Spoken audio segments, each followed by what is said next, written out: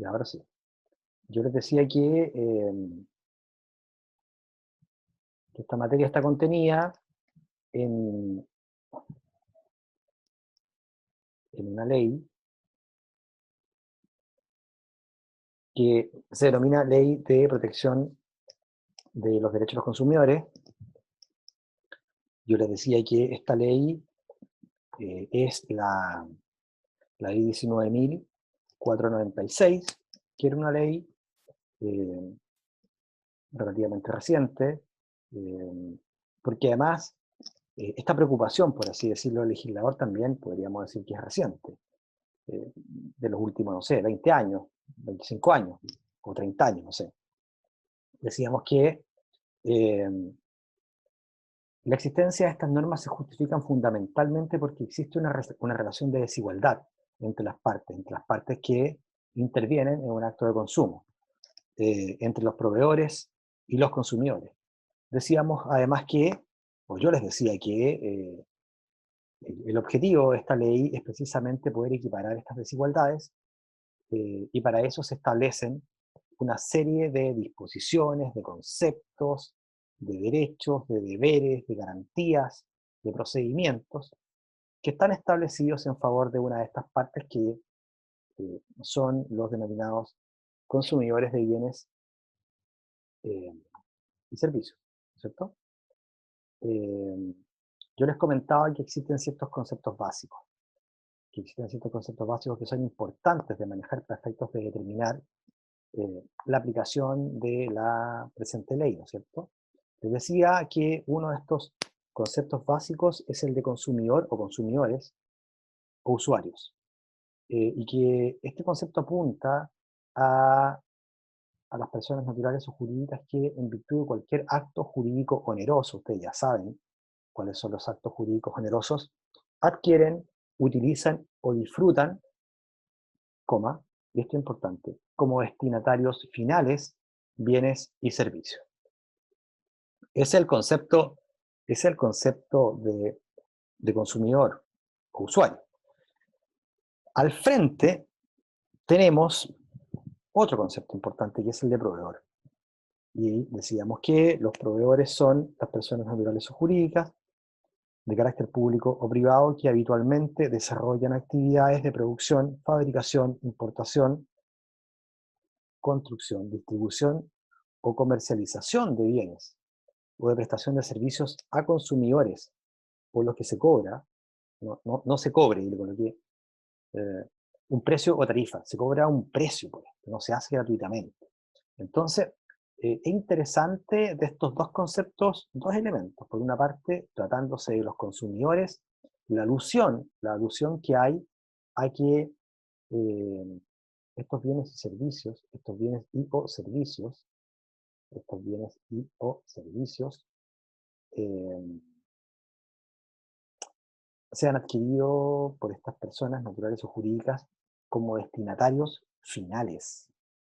Ese es un concepto súper importante, como destinatarios finales, que no los, que no los que no los destinen ellos a su vez para reventa, por ejemplo. Y en el caso de los proveedores, me parece interesante poner, por así decirlo, eh, en negrita, relevarlo, lo que dice relación con que se trate de personas naturales o jurídicas que habitualmente realicen o desarrollen, habitualmente desarrollen actividades consistentes en producción, fabricación, importación, construcción, distribución o comercialización. O sea, no solo se radica en la comercialización de estos bienes o servicios. Eh, decíamos también que, que la necesidad de protección al consumidor estaba precisamente en lo que señalamos, en la existencia de una desigualdad entre las partes, entre comprador, consumidor versus proveedor o vendedor, y que esta se fundamentaba en la existencia de una asimetría de la información que se produce generalmente entre ambos porque como ustedes pueden imaginarse, evidentemente que el vendedor tiene mayor información, maneja mayor información respecto del un determinado producto o un determinado servicio. Pues bien, por eso que se establecen ciertas exigencias relativas a la información, a que el proveedor o el vendedor incorpore a sus productos cierta información básica comercial. Ya lo vimos a qué se trataba de eso. Fundamentalmente esto cobra mayor relevancia, mayor importancia, cuando estamos frente a determinados bienes o servicios cuyo uso normal pueda representar un riesgo para la integridad o para la seguridad de las personas. Desde ya les digo que no se trata de cualquier información o no se trata de una determinada información entregada de cualquier forma. No, tiene que evidentemente tratarse de una información que se entregue, que se suministre al público por medios que aseguren el acceso claro a la misma, un acceso que sea expedito y que sea oportuno. Esto obviamente cobra aún más relevancia tratándose de, de productos, de bienes o de servicios que sean eh, calificables como riesgosos, ¿no es cierto? En cuanto al ámbito de aplicación, decíamos que el ámbito de aplicación está regulado en el artículo 2 de la Ley de Protección a los Consumidores. Decíamos además que es importante tener en consideración que también se va a aplicar esta norma supletoriamente respecto a todo aquello que no haya sido regulado en leyes especiales que se puedan dictar al respecto. Señalábamos ciertos casos en que se aplica eh, esta ley. Yo creo que el más representativo tal vez sea el contemplado en el primer caso que estamos señalando nosotros acá, respecto a actos jurídicos que se encuentren regulados en el Código de Comercio y en otras disposiciones legales, y que revistan un doble carácter, por así decirlo, mercantiles o de comercio para los proveedores y civiles para los consumidores. Eh, bueno, mencionamos varios actos, perdón, varios actos o contratos a los cuales se le aplicaría la norma. Vimos lo relativo al caso de los contratos de educación, que me parece re interesante, porque además ahí hay que ser bien preciso eh, en qué, en qué, en qué aspecto, sí, está bien dicho, en qué aspecto, o qué aspecto queda protegido por esta ley y qué aspecto no queda resguardado por esta ley. Algo similar pasa también eh, con lo relativo a la contratación de los servicios de salud, etc. Señalábamos también que hay ciertos casos en que no se va a aplicar la ley de protección a los consumidores, indicamos dichos casos, y luego comenzamos a estudiar lo que denominamos los derechos y los deberes de los consumidores. Aludimos al derecho a la libre elección del bien o servicio, vinculamos esto con, con la información, con el hecho de efectuar una compra informada, un consumo informado.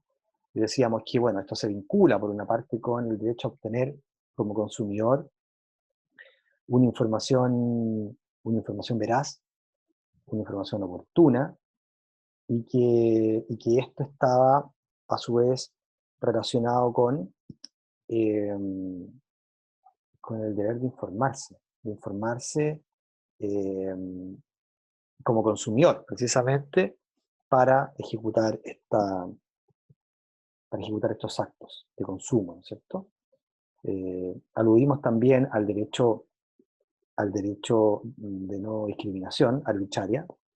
Nos referimos a otros derechos, tales como el de seguridad en el consumo, que se relaciona con materia que ya vimos o a la cual aludimos, el derecho a la reparación o a la indemnización por parte del consumidor, el derecho a la educación, y ahora teníamos que comenzar a ver lo relativo al derecho a retracto. El derecho a retracto que tiene un carácter excepcional, ¿no? Tiene un carácter excepcional.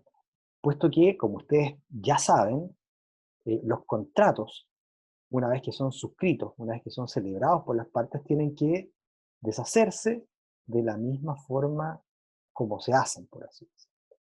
Por lo tanto, si un contrato nace en virtud de un acuerdo de voluntades, si un contrato nace por la voluntad de dos o más partes, lo normal, la regla general, es que este contrato termine también en virtud de ese acuerdo de voluntades. Sin embargo, hay una situación excepcional que dice relación con la posibilidad de que el consumidor pueda poner término unilateralmente al contrato dentro de un plazo determinado. Dentro del plazo de 10 días, contado desde la recepción del producto o desde la contratación del servicio, ¿ya? Y antes de la prestación del mismo. Entonces, eso es lo primero que tengo que decir, que si bien se concede un derecho a retracto, este tiene el carácter excepcional, tiene un carácter excepcional por lo que ya les señalé. Segundo, que la regla general, obviamente, es que los contratos deben deshacerse tal cual se forman o se perfeccionan, que en virtud de este derecho de retracto se le concede al consumidor la posibilidad de poner término unilateralmente al contrato, evidentemente dentro de un plazo determinado, dentro de un plazo de 10 días contado desde la recepción del producto o bien desde la contratación del servicio y antes de que este servicio se comience a prestarse, ¿no? Se comience la prestación. Pero esto no opera siempre, no opera en todos los casos, sino que opera en determinados casos. ¿Y cuáles son esos determinados casos? Primero, tenemos el caso de la compra de bienes o la contratación de servicios en reuniones masivas, por así decirlo. Reuniones convocadas o concertadas con dicho objeto por el proveedor, ¿ya?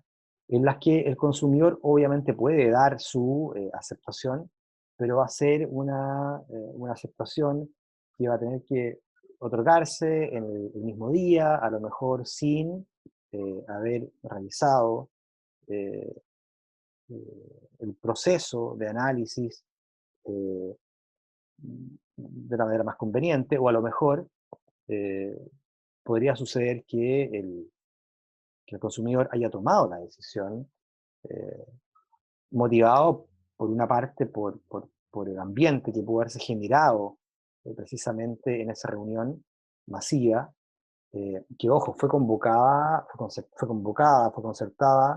con dicho objetivo por el proveedor, ¿ya? Con dicho objetivo, con el objetivo de ofrecer para la compra bienes o la contratación de determinados servicios. Entonces, al fragor de esa reunión es que el consumidor acepta, manifiesta su voluntad aceptando eh, dicha compra o dicha contratación. Uno podría incluso decir, bueno, acá desconocemos si este caballero tuvo a la vista toda la información requerida o que sea suficiente para tomar una decisión informada, ¿no es cierto? Pues bien, se le reconoce este derecho retracto en esta hipótesis, eh, la cual debe hacerse valer mediante el envío de una carta certificada al proveedor. Se tiene que enviar esta carta certificada al proveedor al domicilio que se señala en el contrato dentro de 10 días, desde la recepción del bien o desde la celebración del contrato de prestación de servicio. ¿Ya? Típico, por ejemplo de esto sería estas reuniones que se convocan para, por ejemplo, yo he visto como qué casos, cuando uno contrata estos típicos tiempos compartidos, los tiempos compartidos de vacaciones en estos recintos turísticos, como tipo campo, creo que opera así, podría ser una hipótesis similar, ¿ya? Segundo caso, y aquí lo hablábamos hace unos minutos, existe el derecho de retracto, dentro de un plazo determinado, en los contratos celebrados por medios electrónicos, ¿ya? En los contratos celebrados por medios electrónicos o bien en que se aceptan ofertas que son realizadas a través de catálogos o avisos. Las ofertas se realizan a través de catálogos o avisos. Entonces aquí hay como dos hipótesis. En el segundo caso, contratos que han sido celebrados por medios electrónicos, contratos que han sido celebrados por medios electrónicos, o bien en que se aceptan ofertas realizadas a través de catálogos o avisos. En este caso, para poder poner término unilateral al contrato, el consumidor podrá utilizar los mismos medios que empleó para celebrar dicho contrato y de esta manera ponerle término. En este caso, el plazo que se establece para ejercer este derecho de retracto se va a contar desde la fecha de recepción del bien o desde la celebración del contrato en el caso de los servicios, en el caso de la prestación de los servicios. Siempre que el proveedor haya cumplido con la obligación de remitir la confirmación escrita del perfeccionamiento del contrato al consumidor. De no ser así, el plazo se extenderá a 90 días para poder ejercer el derecho de retracto. Es importante también tener presente sobre el particular que no se va a poder ejercer este derecho, en esta hipótesis, el derecho de retracto, si el bien, por ejemplo, se ha deteriorado por un hecho que es imputable al consumidor, ¿ya? Por culpa del consumidor, en otras palabras. Ese es el segundo caso en que puede aplicarse este derecho de retracto, que por lo demás fue un tema que conversamos hace unos minutos que conversé hace unos minutos con ustedes. Y tenemos un tercer caso. Tenemos un tercer caso, que es el derecho de retracto en la prestación de servicios de educación, ya sea este de nivel superior, proporcionado por servicios de formación técnica, institutos profesionales y universidades. ¿En qué situación específicamente procede el derecho de retracto a propósito de los servicios o de la prestación de servicios educacionales de nivel superior?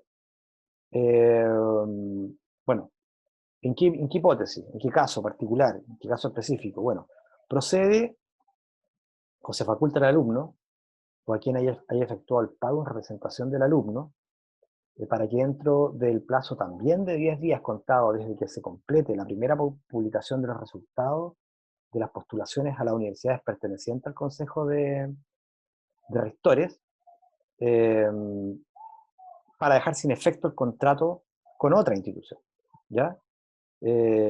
Sin pago alguno por los servicios educacionales no prestados, obviamente. Porque aquí lo que se garantiza también es la posibilidad de que el alumno elija la mejor opción, y porque además hay una incertidumbre, hay un momento en que no saben que universidad quedó y a lo mejor eh, se aseguró, pretendió asegurarse el que sí iba a estudiar matriculándose en una universidad privada, ¿ya? Y por lo tanto, mientras no salga la información de las postulaciones a las universidades pertenecientes al Consejo, va a estar ahí un poco en el aire. Pero se le reconoce la posibilidad de retracto eh, por los servicios educacionales no prestados. Se deben cumplir, obviamente, con ciertos requisitos. Se deben cumplir ciertos requisitos, fundamentalmente que dicen en relación con estar matriculado.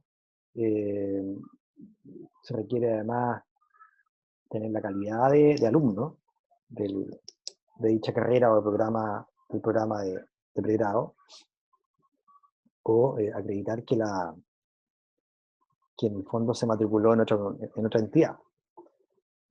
Este es el tercer caso. El tercer caso en que procede el derecho de retracto.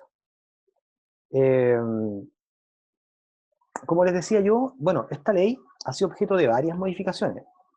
Obviamente todas estas modificaciones han ido avanzando hacia otorgar una mayor protección a los consumidores en los distintos niveles o en los distintos ámbitos en que estos se van moviendo, por así decirlo. Y es así como se incorporaron una serie de derechos también en el ámbito financiero, por así decirlo.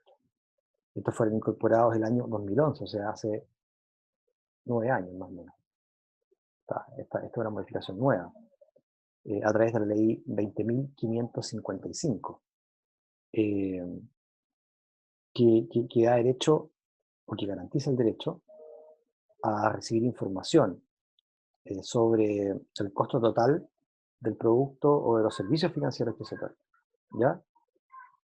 Eh, Aquí lo que se introduce en el fondo es una obligación eh, mayor desde el punto de vista de la información que se le entrega al cliente, ¿ya?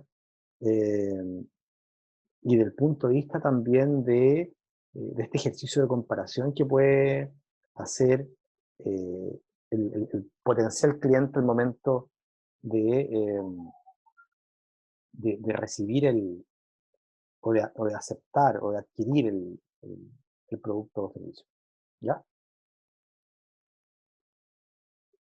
Eh, Otros derechos, también en el ámbito financiero, por así decirlo. Derecho a conocer de las condiciones objetivas que el proveedor establece. Derecho a la oportuna liberación de la garantía, entiéndase de la hipoteca constituida para asegurar el cumplimiento de una obligación. Derecho a elegir el tasado de los bienes ofrecidos en garantía. Derecho a conocer la liquidación total del crédito, etcétera. ¿Mm? Con eso terminamos un enunciado de los derechos y deberes que la ley le reconoce al proveedor. Vamos a ver ahora algunas obligaciones de los proveedores.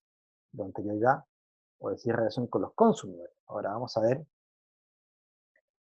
algunas obligaciones de los proveedores. Obviamente la primera obligación del proveedor va a ser respetar los términos, condiciones y modalidades conforme a los cuales haya ofrecido un determinado bien o producto o servicio, ¿ya?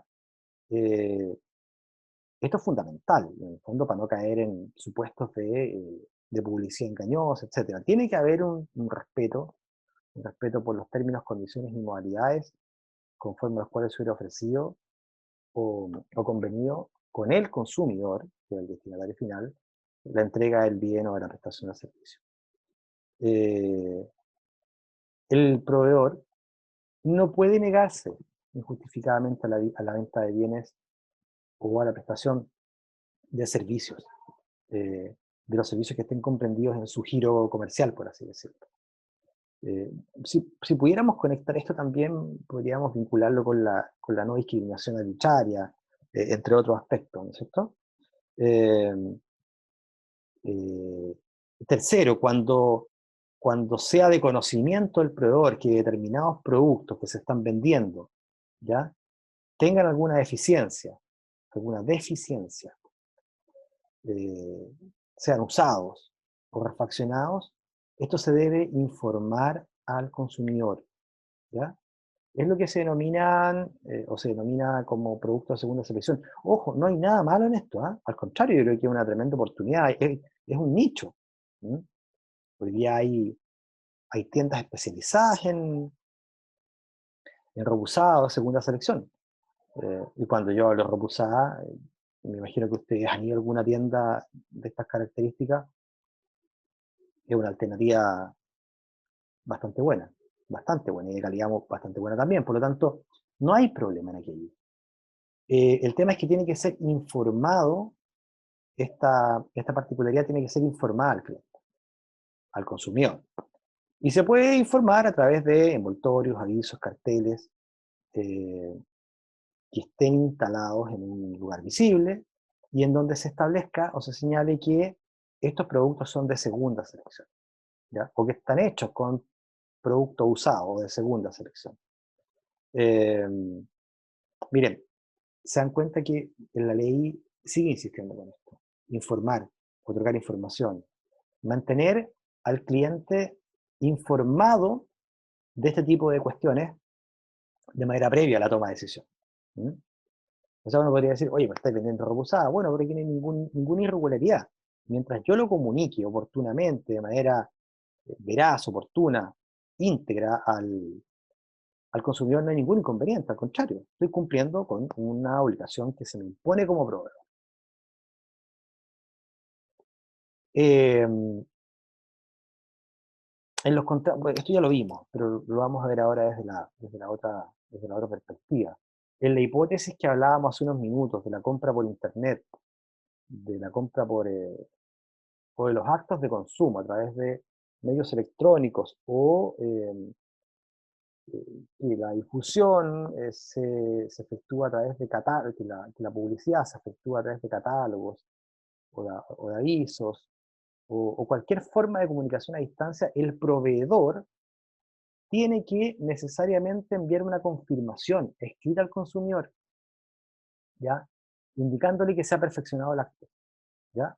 Si yo compro por internet a través de catálogos u otra forma de comunicación a distancia, tiene que haber necesariamente una manifestación de voluntad al consumidor informándome a mí como consumidor que se ha perfeccionado el acto, de manera que yo pueda tener conocimiento de aquello y pueda, obviamente, entre otras cuestiones, reclamar si es que es necesario. Y tiene que hacerse por un medio similar a aquel en que tomó conocimiento de la oferta, ¿no? En cuanto a la vigilancia y la seguridad, eh, con esto los llevo para que se imaginen ustedes y lo vinculo con lo relativo a los servicios de seguridad de las multitiendas, de los supermercados. Eh, el empleador tiene la obligación de respetar la dignidad y los derechos de las personas.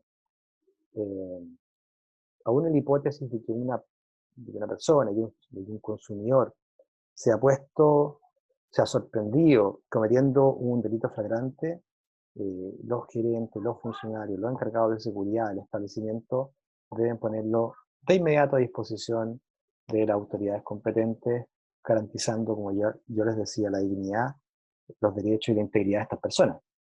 Eh, Podrían retenerlo mientras se efectúa el contacto con la autoridad respectiva, con la policía, ¿no es cierto? Pero no pueden proceder a detenerlo ilegalmente o encerrarlo, por así decirlo, de manera indefinida.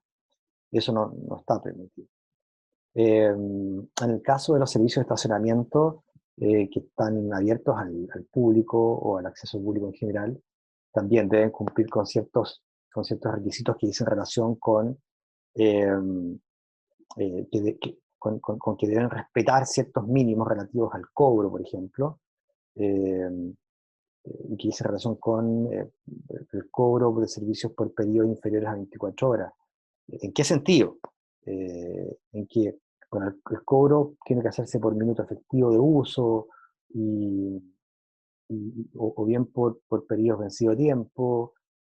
Hay que impedir el cobro por tramos. O sea, tiene que en el fondo, tiene que, por así decirlo, preferirse, o no preferirse, tiene que efectuarse el cobro eh, por minuto efectivo de uso o bien por periodos vencidos de tiempo, impidiendo los cobros por tramo, cuestión que antes se hacía.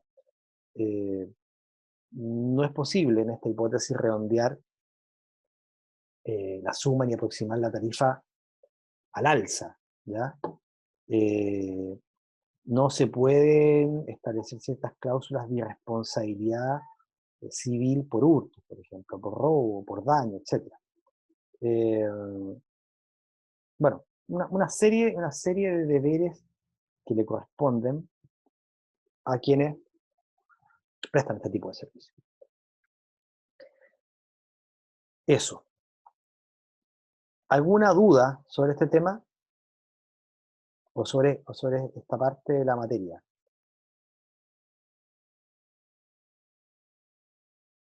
¿Alguna duda? No, profe. ¿Alguien tiene alguna duda?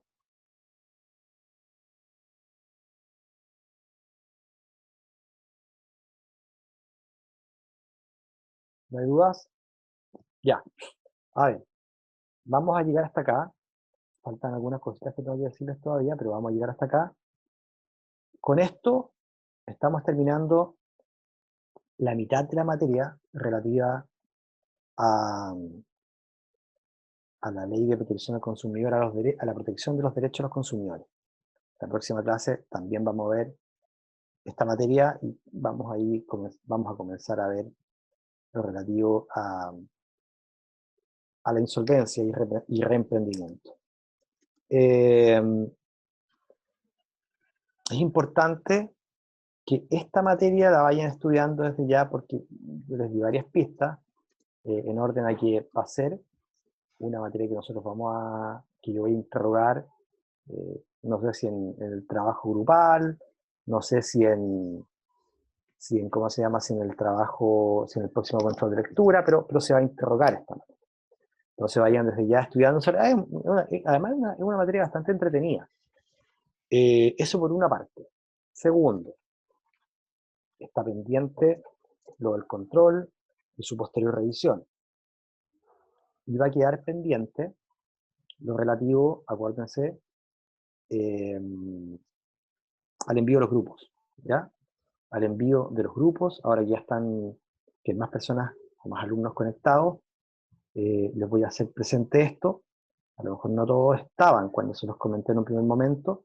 La idea es que puedan irme enviando los nombres de las personas que van a conformar cada uno de los grupos. La idea es que los grupos sean entre 3 y 4 personas, no más. Entre 3 y 4 personas. Idealmente 3, pero también pueden ser 4. Vayan enviándome los listados, de manera que yo pueda ir ordenándome y pueda ir también enviándoles con la debida anticipación el tema sobre el cual va a versar el trabajo grupal y las preguntas y el caso práctico.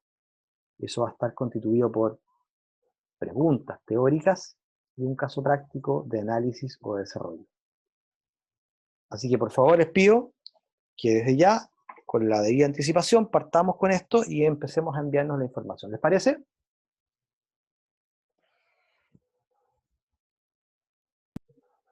Claro, profe. Ya. Entonces, quedemos hasta acá y nos volvemos a encontrar el lunes, el próximo lunes, no el que viene. El próximo lunes no tienen clase, ¿no es cierto? No, no hay.